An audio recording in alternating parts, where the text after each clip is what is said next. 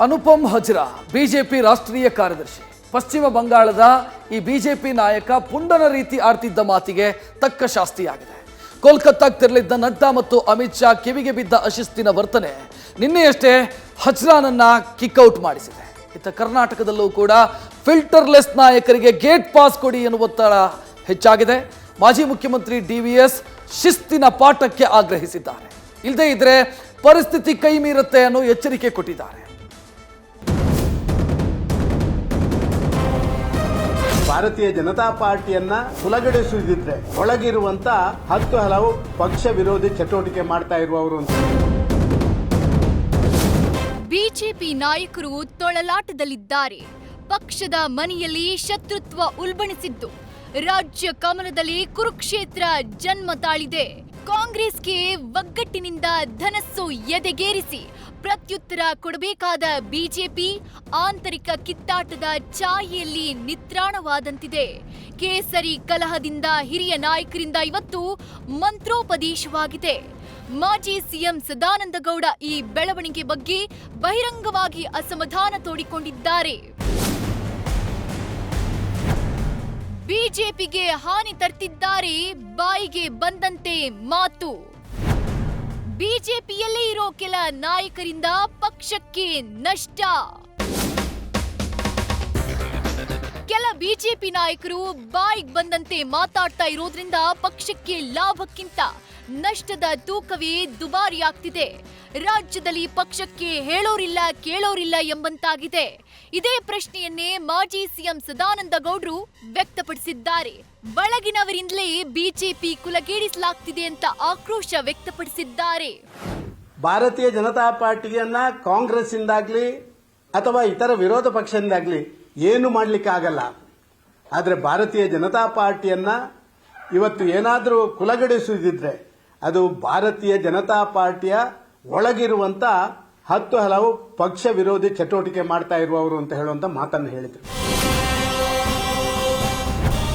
ಕೇಂದ್ರ ಅಥವಾ ರಾಜ್ಯ ನಾಯಕರು ಬುದ್ಧಿ ಹೇಳುತ್ತಿಲ್ಲ. ಕರ್ನಾಟಕ ಬಿಜೆಪಿಯಲ್ಲಿ ಹೇಳುವವರಿಲ್ಲ, ಕೇಳೋರಿಲ್ಲ. ಅಶಿಸ್ತಿನ ವರ್ತನೆ ನಡೆಸ್ತಾ ಇದ್ರೂ ಕ್ರಮ ಕೈಗೊಳ್ತಾ ಇಲ್ಲ ಯಾಕೆ ಎಂದು ಪ್ರಶ್ನೆ ಎತ್ತಿರುವ ಸದಾನಂದ ಗೌಡ ಅಪೇಕ್ಷೆ ಇಟ್ಟ ಎಲ್ಲರಿಗೂ ಸ್ಥಾನಮಾನ ಸಿಗಲ್ಲ ಅಂತ ವಾಸ್ತವತೆಯನ್ನ ಮನದಟ್ಟು ಮಾಡಿದ್ದಾರೆ. ಹಾಗಂತ ಸ್ಥಾನಮಾನ ಸಿಕ್ಕಿಲ್ಲ ಅಂತ ಹೊಸ ಟೀಮ್ ಬಗ್ಗೆ ಇಲ್ಲ ಸಲ್ಲದ ಆರೋಪ ಮಾಡೋದು ಅಶಿಸ್ತಿನ ವರ್ತನೆ ಅಂತ ಸದಾನಂದ ಗೌಡ ಕಿಡಿಕಾರಿದ್ದಾರೆ. ಅಲ್ಲದೆ ಅಂಥವರ ವಿರುದ್ಧ ನಿರ್ದಾಕ್ಷಿಣ್ಯ ಕ್ರಮ ಕೈಗೊಂಡು ಸ್ಪಷ್ಟ ಸಂದೇಶ ರವಾನಿಸಬೇಕು ಅಂತ ಒತ್ತಾಯಿಸಿದ್ದಾರೆ. ಕರ್ನಾಟಕದಲ್ಲಿ ಭಾರತೀಯ ಜನತಾ ಪಾರ್ಟಿಗೆ ಯಾರು ಹೇಳೋರಿಲ್ಲ, ಯಾರು ಕೇಳೋರಿಲ್ಲ. ನಾವೆಲ್ಲ ನಡೆದದ್ದೇ ದಾರಿ ಮತ್ತು ನಮಗೆ ಮಾಧ್ಯಮದ ಮುಖಾಂತರ ಎಲ್ಲವನ್ನ ಹೇಳುವುದರ ಮುಖಾಂತರ ನಾವೇನೋ ನಾಯಕರಾಗಿ ಹೊರಬರ್ತೀವಿ ಅಂತ ಹೇಳುವಂತ ಮಾನಸಿಕೆಯನ್ನು ಹುಟ್ಟು ಹಾಕಿದ್ದನ್ನ ನಾವು ನೋಡ್ತಾ ಇದ್ದೇವೆ. ಯಾವುದೇ ರೀತಿಯಲ್ಲಿ ಕೂಡ ಅಶಿಸ್ತು ಅಂತ ಗೊತ್ತಿದ್ರೂ ಕೂಡ ಆ ಅಶಿಸ್ತಿನ ಹಾದಿಯಲ್ಲೇ ಹೋಗುವಂತ ರೀತಿಯಲ್ಲಿ ಮಾತಾಡುವಂಥದ್ದು ಮತ್ತು ಅಶಿಸ್ತು ಮಾಡಿದ್ರೂ ಕೂಡ ಇದರ ಬಗ್ಗೆ ಯಾವುದೇ ಒಂದು ರೀತಿಯಲ್ಲಿ ಎಲ್ಲಿಂದಲೂ ಕೂಡ ಕಾರ್ಯಾಚರಣೆ ಮಾಡಲಿಕ್ಕೆ ನಮ್ಮ ನಾಯಕರುಗಳಿಗೆ ಯಾರಿಗೂ ಕೂಡ ಇವತ್ತು ಆ ತಾಕತ್ತೇ ಇಲ್ಲ ಅಂತ ಹೇಳುವಂಥದ್ದನ್ನು ಹೇಳುವಂತ ವ್ಯವಸ್ಥೆಗಳನ್ನು ಬಿಂಬಿಸಿರುವಂಥದ್ದು. ಪಕ್ಷದ ಪ್ರಮುಖರೇ ಬಾಯಿಗೆ ಬಂದಾಗೆ ಮಾತಾಡುವವರ ಬಾಯಿಗೆ ಬೀಗ ಹಾಕುವಂತ ಅನಿವಾರ್ಯತೆ ಇದೆ. ಹೆಣದ ಮೇಲೆ ಹಣ ಮಾಡಿದ ಬಿಜೆಪಿ ನಾಯಕರು. ಪ್ರಿಯಾಂಕ್ ಕಿಡಿಗೆ ಅಸ್ತ್ರ ಕೊಟ್ಟ ಯತ್ನಾಳ್ ಆರೋಪ.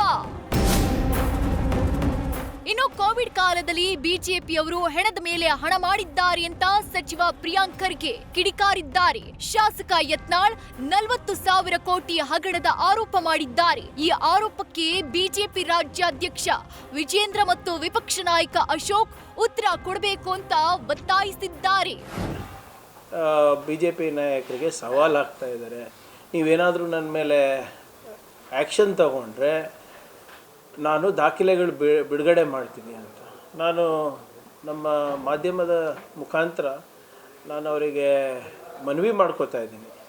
ಕರ್ನಾಟಕದ ಜನರ ಹಿತಾಸಕ್ತಿಯನ್ನು ಮುಂದಿಟ್ಕೊಂಡು ಅದನ್ನು ಕಾಪಾಡುವ ನಿಟ್ಟಿನಲ್ಲಿ ದಯವಿಟ್ಟು ಅದೇನೇ ದಾಖಲೆಗಳಿದ್ರೂ ಕೂಡ ಪಬ್ಲಿಕ್ಕಿಗೆ ಬಹಿರಂಗ ಮಾಡಿ 40,000 ಕೋಟಿ ರೂಪಾಯಿ ಹಗರಣ ಇದ್ದರೆ ಹೆಣದ ಮೇಲೆ ಹಣ ಮಾಡಿದ್ದಾರೆ ಅಂತ ಹೇಳಿದ್ರೆ ಅದು ಮನುಷ್ಯತ್ವ ಅಲ್ಲ.